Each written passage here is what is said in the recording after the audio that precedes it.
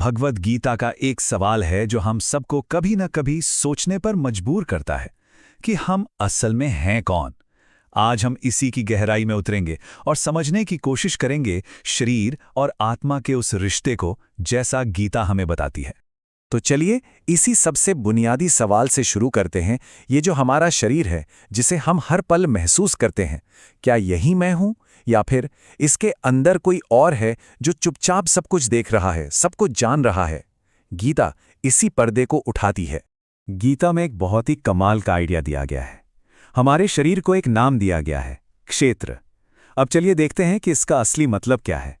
अब ये जो खेत वाली बात है ना, ये बहुत गहरी है। सोचिए जरा, जैसे किसान अपने खेत में बीज बोता है और फिर उसे उसी के हिसाब से अच्छी या बुरी फसल मिलती है, ठीक वैसे ही ये शरीर एक ऐसा खेत है जहां हम अपने कर्मों के, अपने विचारों के बीज बोते हैं और फिर उन्हीं का फल सुख या दुख बनकर हमें इसी जिंदगी में मिलता है।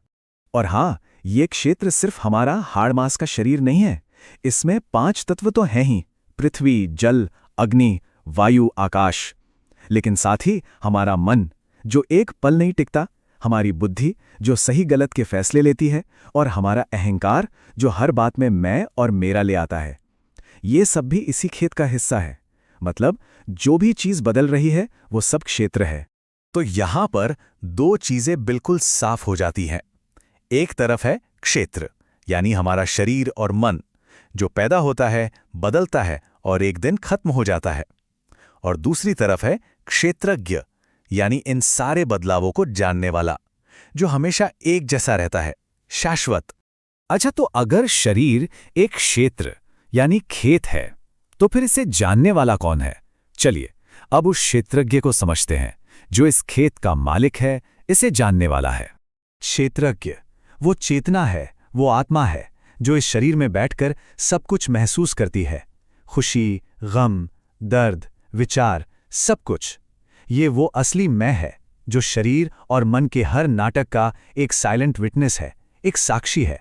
ठीक वैसे ही जैसे आसमान को बादलों के आने जाने से कोई फर्क नहीं पड़ता। गीता के अनुसार आत्मा का नेचर शरीर से एकदम अलग है, एकदम उल्टा। इसका ना तो कभी जन्म होता है, न ही कभी मृत्यु। ये हमेशा से थी, हमेशा है और हमेशा रहेगी। ये अजर है, अमर है, जिसे ना आग जला सकती है, ना पानी भिगो सकता है। और फिर भगवान कृष्ण एक ऐसी बात कहते हैं जो सब कुछ बदल देती है। वो कहते हैं कि हर शरीर के अंदर जो वो जानने वाला है, यानी जो आत्मा है, वो असल में और कोई नहीं बल्कि उन्हीं का एक अंश है। इसका मतलब ये हुआ कि वो परम चेतना हम सबके अंदर, हर जीव के अंदर मौजूद है। तो इस फर्क को समझ लेना कि शरीर अलग है और आत्मा अलग।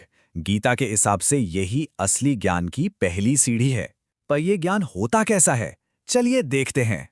देखिए, यह ज्ञान का मतलब बड़ी बड़ी डिग्रियां हासिल करना या मोटी मोटी किताबें पढ़ना नहीं है। नहीं, ये कोई बाहरी जानकारी नहीं, बल्कि एक अंदरूनी बदलाव है।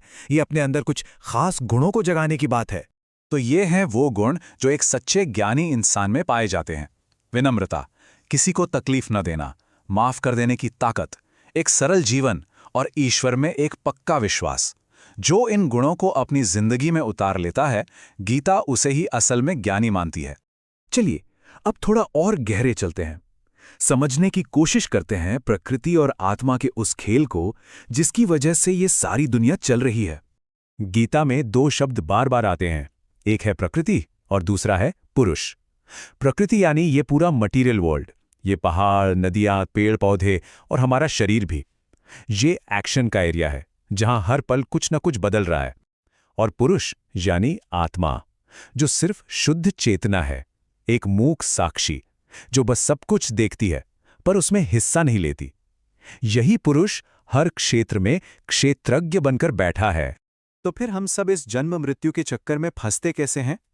ये तब होता है जब शाश्वत आत्मा यानी पुरुष खुद को इस प्रकृति से यानी इस शरीर और मन से जोड़ लेती है। जब आत्मा ये भूल जाती है कि वो सिर्फ एक देखने वाली है और खुद को कर्ता यानी काम करने वाला और भोक्ता यानी फल भोगने वाला मानने लगती है। तो अगर फंसने की वजह ये जुड़ाव है, तो फिर इससे निकलने का, आजाद होने का भी तो कोई रास्ता होगा, है ना? चलिए इस सफर के आखिरी पड़ाव पर चलते हैं और देखिए रास्ता कितना सीधा और सरल है। जिस पल किसी इंसान को ये समझ आ जाता है कि मैं ये शरीर नहीं हूं, मैं तो वो चेतना हूं जो इस शरीर को देख रही है, बस उसी पल वो आज़ादी की राह पर निकल पड़ता है। यही एहसास, यही ज्ञान मुक्ति है। यह विचार इस बात को और भी पक्का कर देता है। आत्मा या परमात्मा सिर्फ एक विटनेस है, एक साक्षी। सारे काम तो प्रकृति के नियमों से अपने आप हो रहे हैं। यह समझ लेना कि मैं करने वाला नहीं हूं, यही तो असली आज़ादी है। तो आखिर में ये पूरी बातचीत हमें इसी गहरे सवाल पर लाकर छोड़ देती है कि अगर ये शरीर और मन सिर्फ एक मैदान है और आत्मा सिर्फ उसे जानने वाली है, तो फिर वो असली मैं कौन है? इस पर विचार जरूर कीजिएगा।